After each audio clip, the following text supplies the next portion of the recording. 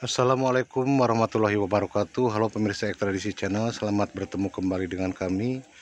Di episode kali ini kami akan menceritakan kisah nyata misteri yang dialami seorang narasumber berasal dari daerah Ciamis yang mengalami hal di luar nalar di saat beliau menjadi seorang ART di salah satu kota besar, yaitu di Kota Bandung selama 8 tahun. Beliau menceritakannya kepada kami karena beliau bersyukur selamat dan terlepas dari hal-hal yang tidak diinginkan atau terlepas dari tumbal.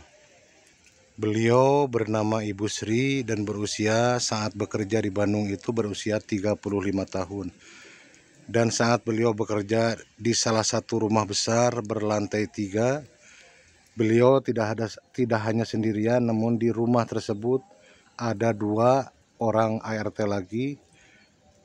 Yang pertama Ibu Nining berusia 40 tahun dan Mak Min berusia 63 tahun. Dan selain mereka bertiga ada salah satu laki-laki sebagai tukang taman atau tukang bersih-bersih taman bernama Pak Somad. Mereka sangat baik kepada Sri, termasuk Bu Min sangat memperhatikan dan sangat sayang sekali sama Sri, karena di situ Ibu Sri termasuk yang masih muda dari antara mereka. Dan Bu Sri pun merasakan betah bekerja di rumah tersebut karena selain ART-ART yang lain sangat baik sama Bu Min, dan juga majikannya baik yang perempuan ataupun yang laki-laki sangat baik juga sama Bu Sri, sehingga membuat Bu Sri kerasan dan betah menjadi ART di rumah tersebut. 5 bulan berjalan, Ibu Sri bekerja di rumah tersebut dan tiba-tiba ada musibah, yaitu Bang Somad sebagai pekerja di sana yang bekerja sebagai tukang taman meninggal dunia dengan cara tragis, yaitu tertabrak saat akan membuang sampah ke tempat sampah di pinggir jalan raya.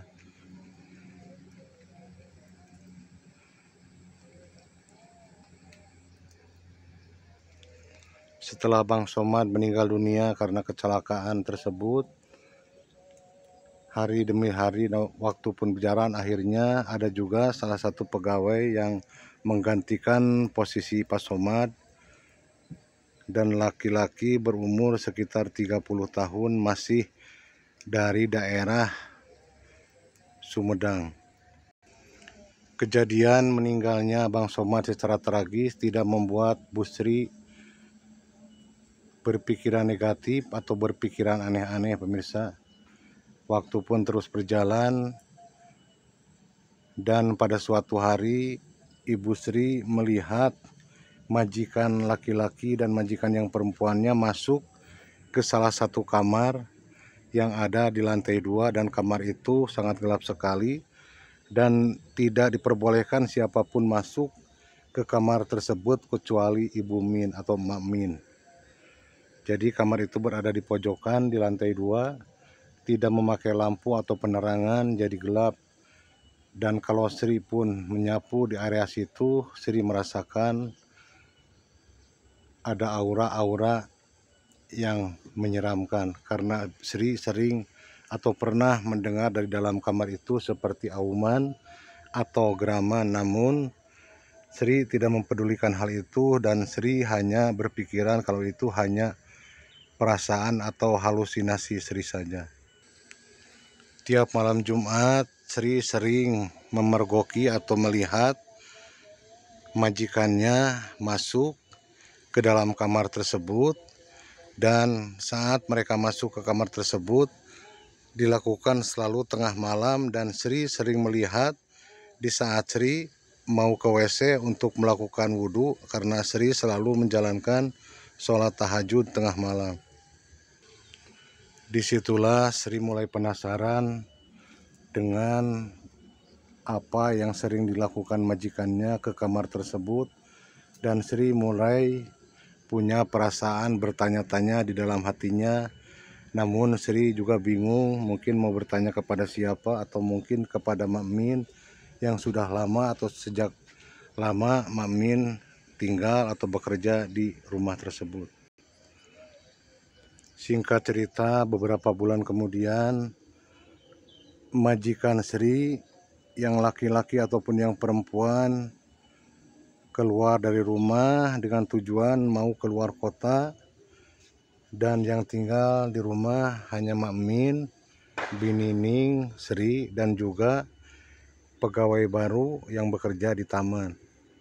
Nah pemirsa, pada suatu malam, tepatnya malam Jumat lagi, saat Sri akan mengambil air wudhu, tiba-tiba Sri melihat Mak Min naik ke atas sambil seperti membawa sesajen, dan disitulah Sri punya pikiran untuk mengetahui apa sebenarnya yang ada di kamar gelap tersebut. Nah di situ Sri mengendap-endap mengikuti Mak Min naik ke lantai 2. Tanpa sepengetahuan Mak Min, Sri pun mengikuti secara diam-diam dari belakang. Sesampainya di lantai 2, Mak Min masuk ke kamar tersebut, membuka kunci gemboknya. Dan anehnya Mak Min lupa mengunci dan membiarkan pintu ruangan tersebut terbuka sedikit, karena mungkin Mak Min memikirkan atau berpikiran karena semuanya sudah tidur, jadi tidak mungkin ada orang atau ada yang lain mengikuti atau melihat aktivitas Mak Min. Nah di saat pintunya terbuka sedikit, Sri coba mengendap-endap untuk masuk untuk melihat ke dalam kamar. Disitulah Sri merasa kaget karena Mak Min seperti menyimpan sesajen sambil membaca mantra-mantra, dan yang anehnya Sri di situ melihat sederet foto. Ada foto Bang Somad namun sudah dicakra dengan tinta berwarna merah.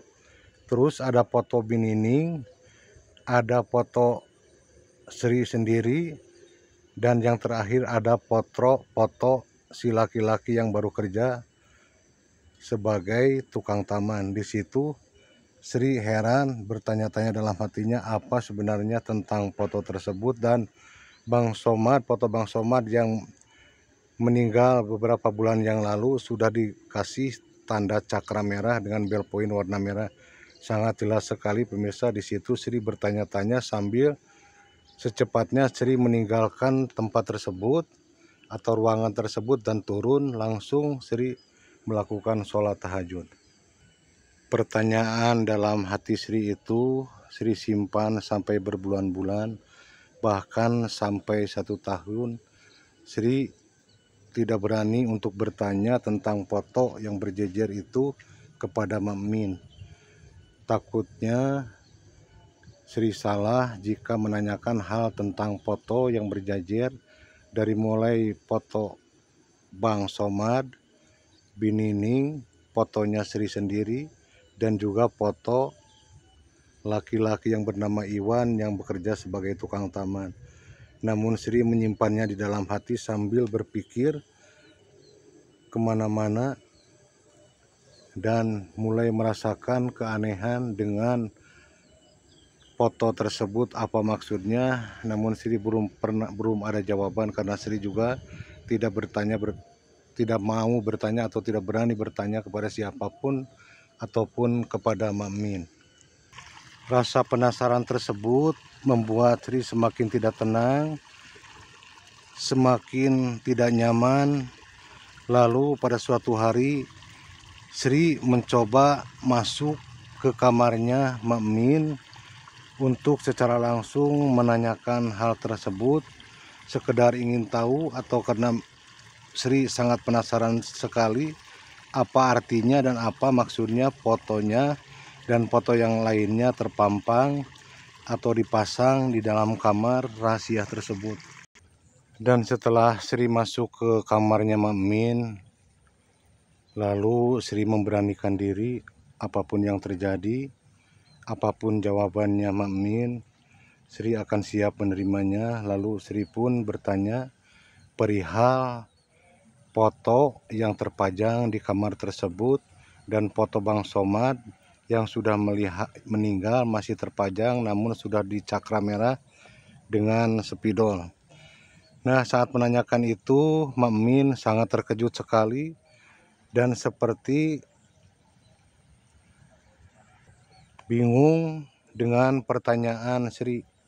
Lalu Mak Min bertanya kepada Sri, kenapa Sri bisa tahu dalam kamar tersebut atau apa yang ada di dalam kamar tersebut. Lalu Sri pun menceritakan bahwa Sri mengendap-endap saat Mak Min melakukan atau menyimpan sesajen di kamar tersebut. Karena Mak Min sangat sayang kepada Sri, akhirnya di situ Mak Min berterus terang kepada Sri dan sangat mewanti-wanti karena ini rahasia. Tidak boleh ada satupun yang tahu tentang hal itu, dan Mak Min mengatakan kalau majikannya melakukan pesugihan. Di situ Sri sangat kaget sekali mendengar penjelasan dari Mak Min. Di situ Sri sangat shock mendengar hal itu, namun Mak Min berkali-kali menasehati Sri, jangan pernah takut, jangan pernah bingung tentang hal ini, tenang saja, kata Mak Min kepada Sri. Yang penting jangan pernah mau menerima makanan yang tidak seperti biasanya dari majikannya. Kalau kita bekerja pasti tidak akan terjadi apa-apa. Kalau kita makan di sana karena kita bekerja, kita mengeluarkan keringat dengan pekerjaan kita, jadi kita makan tidak akan terjadi apa-apa, kecuali kalau tiba-tiba majikannya memberikan hadiah yang tidak biasanya atau makanan yang tidak biasanya, jangan pernah diambil atau dimakan. Terima saja, namun jangan pernah dimakan atau dipakai, buang saja, kata Mak Min menjelaskan kepada Sri.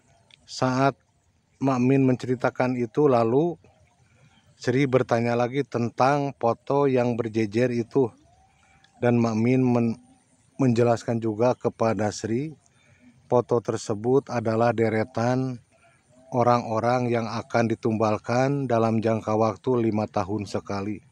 Di situ Sri juga kaget karena di situ ada foto dirinya sendiri yang berjejer setelah foto Binining.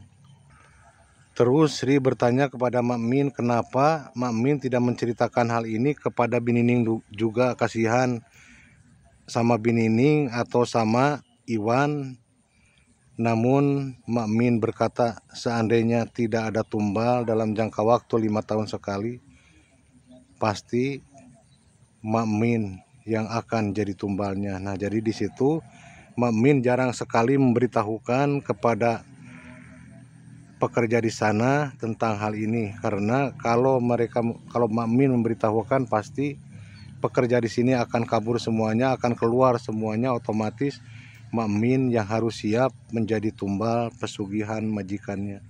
Jadi Mak Min menekankan kepada Sri, menasehati kepada Sri, sangat menekankan karena Mak Min mengatakan sangat kasihan sekali sama Sri, seorang yatim piatu dan punya anak 2 yang harus membiayai anak, bekerja, jadi sangat kasihan. Makanya Mak Min mau menceritakan hal sebenarnya di rumah tersebut.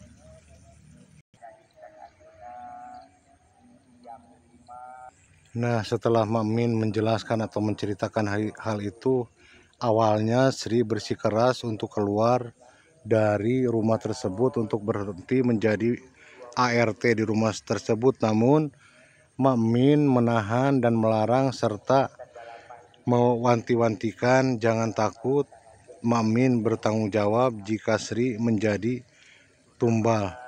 Makanya Sri tetap bertahan bekerja di situ dan selalu dekat dengan Mak Min dan selalu mendengar apa yang disarankan atau yang ditekankan sama Mak Min.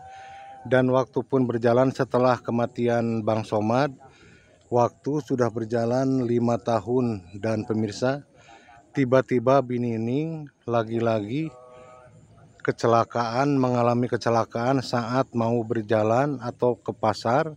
Saat menyeberang jalan Binining sama tragis tertabrak sebuah mobil dan meninggal di tempat, pemirsa, seperti halnya Bang Soma dulu mengalami hal yang sama seperti itu. Disitulah Sri sangat ketakutan karena mungkin setelah Binining yang mengalami hal itu atau menjadi tumbal, otomatis Sri 5 tahun lagi akan menjadi tumbal di rumah tersebut. Dengan kejadian itu Sri semakin takut, semakin trauma, dan Sri semakin shock dan semakin ketakutan karena mungkin Sri beranggapan tumbal berikutnya adalah dirinya sendiri. Namun Mak Min selalu menekankan dan menasehati tidak akan terjadi jika Sri tidak menerima apapun dari majikannya tanpa bekerja terlebih dahulu. Kalau makanan atau pemberian atau gaji yang kita terima itu adalah hal yang halal karena kita bekerja dan mengeluarkan keringat. Dan waktu berjalan, pemirsa, sudah hampir menuju ke 5 tahun di mana Binining meninggal dunia karena kecelakaan. Jadi waktu sudah berjalan 3 tahun, di situ Sri semakin ketakutan, semakin cemas, semakin was-was, dan Sri sudah yakin atau sudah bertekad untuk keluar dari rumah tersebut dan berhenti bekerja di rumah tersebut. Lalu dengan memberanikan diri, Sri mengajukan atau berkata atau berbicara dengan majikannya kalau Sri akan keluar dari pekerjaan tersebut atau akan berhenti jadi ART dengan alasan ingin mengasuh anaknya atau ingin mengurus anaknya di rumah karena kasihan neneknya sudah tua. Nah, di situ majikan Sri sangat kecewa sekali, terlihat kecewa, seolah-olah akan menolak, namun tidak ada hak atau kewajiban untuk menolak Sri keluar dari pekerjaan tersebut. Dan beberapa hari kemudian tiba-tiba majikan mengizinkan Sri keluar dari pekerjaan tersebut.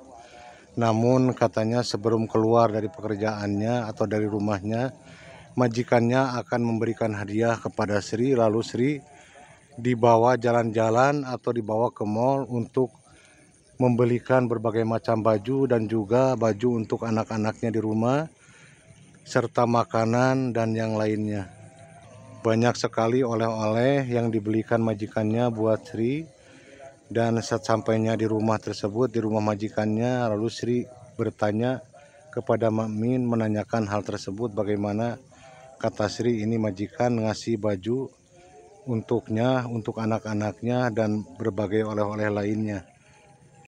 Lalu Mak Min menyarankan kepada Sri, menekankan terima saja, namun jangan pernah memakai oleh-oleh yang diberikan majikannya, nanti di kampung larung saja katanya pakaian dan oleh-oleh tersebut ke sungai.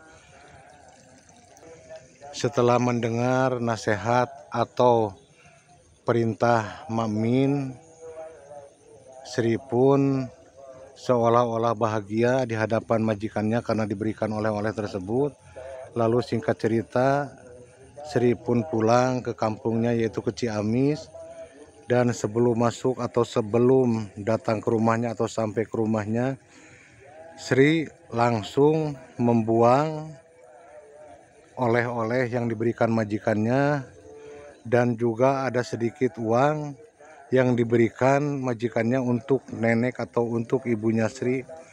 Sri pun membuangnya karena Sri tidak mau mengambil resiko alih-alih diberikan hadiah atau oleh-oleh dan uang untuk ibunya Sri.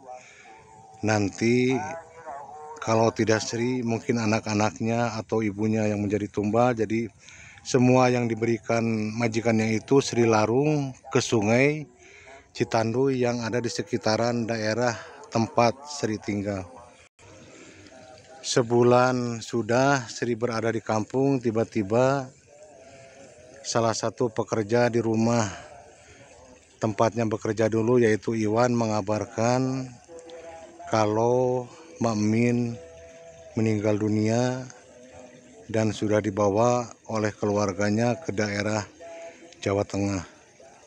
Di situ Sri merasa sangat sedih sekali karena kepergian Mak Min yang begitu berjasa menolong Sri atau melepaskan Sri dari jerat-jerat dan sangat sekali membantu Sri menghindar atau selamat dari tumbal. Nah pemirsa, itulah cerita yang dikisahkan oleh Ibu Sri, nama samaran. Beliau sangat bercerita kepada kami, beliau sambil meneteskan air mata pemirsa. Andai saja di rumah tersebut tidak ada Mak Min, katanya mungkin dirinya sudah jadi tumbal dari dulu. Berkat Mak Min beliau selamat dari tumbal, dan berkat Mak Min pula beliau tahu apa sebenarnya yang ada di rumah tersebut dan apa yang dilakukan majikannya, yaitu pesugihan kandang bubrah.